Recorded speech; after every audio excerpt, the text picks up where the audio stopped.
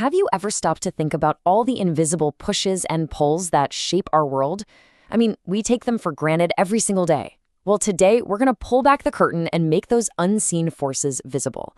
We're diving into the hidden physics of our everyday lives.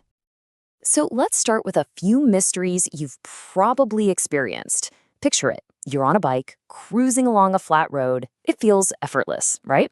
But then you hit a hill, and suddenly it feels like this invisible force is literally pulling you backward. What is that? Or how about this one? We've all been there, that heart-stopping moment on a wet floor. 1 second, you're walking along just fine, and the next, your feet are out from under you. It's like some invisible grip that was holding you in place just vanished. And here's the biggest mystery of all, one that's so constant we don't even think to ask. When you throw a ball up, why does it come back down? Why don't apples fall up from trees? Why is everything always pulled down? Well, it turns out the answer to all of these questions, from that tough bike ride to slipping on a wet floor, it all comes down to one simple idea. It's all about the everyday pushes and pulls that are secretly running the show. So what are we really talking about here? In science, a force is just a push or a pull. That's it. It happens when one object interacts with another.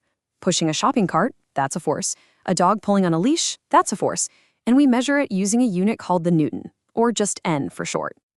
And it's pretty amazing what a simple push or pull can actually do. A force can take a soccer ball that's just sitting there and send it flying. It can slow a moving object down, like when you hit the brakes on your bike. It can completely change the direction of something, like a bat hitting a baseball. Or it can even change an object's shape. Think about squeezing a sponge. Now, forces basically come in two big families. Let's start with the one that's easiest to get your head around, contact forces. These are the forces that have to physically touch something to work. And of course, the one we're all most familiar with is muscular force. Every single time you walk, pick something up, or pedal that bike we were talking about, you're using it. It's the power that comes directly from your own muscles. It's how we push and pull our way through the world. But think about this for a second. If you're on your bike on a flat road and you stop pedaling, you don't just coast forever, right? A bowling ball you roll will eventually slow down and stop. It's almost like there's an invisible brake being applied.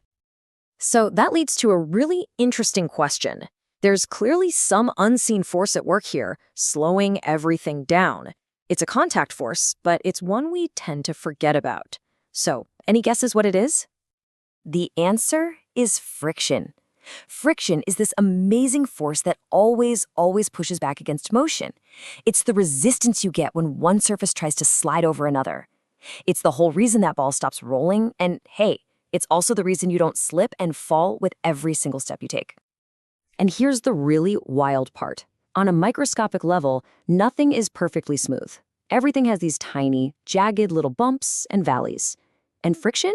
That's just these little irregularities catching and snagging on each other. So the rougher the surface, the more they lock together, and the more friction you get. And that is exactly why it's so much harder to pedal on a gravel path than on a smooth road. Okay, so we've covered the forces you can touch. Now let's get into the other family of forces, the ones that feel a little bit like magic. These are the forces that can push or pull on things without ever physically touching them. Yep, these are the forces that act right across empty space.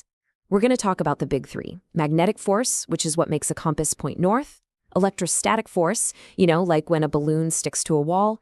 And the superstar of the group, gravitational force. What's really interesting is how these forces behave. If you look at magnetic and electrostatic forces, they can both push and pull. They can attract and repel. Think about how two magnets can snap together or push each other apart. But then look at gravity. It's the odd one out. It's only attractive. Gravity only pulls. It never pushes. And that brings us to the big one, gravity. It's the force of attraction that the Earth exerts on every single thing around it. And this finally answers one of our first questions. Things always fall down because the Earth is constantly pulling them toward its center. It's also the force that gives you that awesome free ride when you're coasting down a hill on your bike. All right, now that we have a handle on gravity, we can finally clear up one of the most common mix-ups in all of science, the difference between mass and weight.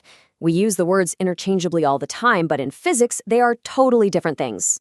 Okay, here's the simplest way to think about it. Mass is the amount of stuff you're made of, the number of atoms in your body. And that amount never changes, no matter where you are. Your weight, on the other hand, is just the measure of how hard gravity is pulling on all that stuff. And since gravity is different in different places, your weight can change. Mass is in kilograms, weight, since it's a force, is in newtons. And this chart really makes it clear. Check this out. An object with 1 kilogram of mass is always 1 kilogram of mass. But on Earth, it weighs about 10 newtons. Take that exact same object to the moon, where gravity is much weaker, and suddenly it only weighs 1.6 newtons. You'd feel super light. But take it to the massive planet Jupiter, and that same object would feel like it weighs a whopping 25.4 newtons. Same stuff, totally different weight. So when you put this all together, you start to see it. From a tiny little nudge to the giant pull of an entire planet, our whole lives are basically a dance, choreographed by these amazing fundamental forces. Let's go all the way back to that bike ride. The whole thing was a journey through physics, right? You use your muscular force to push the pedals forward. At the same time, you're fighting against the contact force of friction from the road. And then, when you get to a downhill, you get a free ride thanks to the non-contact force of gravity. A simple bike ride is a perfect little physics play in 3 acts. So, if you're gonna walk away remembering just a few things, make it these.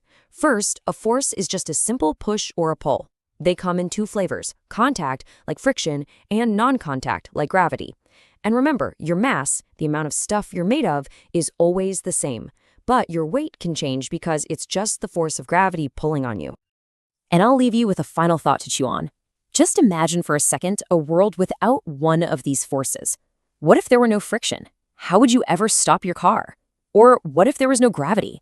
What would keep us from just floating off into space? These unseen forces don't just shape our world. They're what make it work. Thanks for joining me.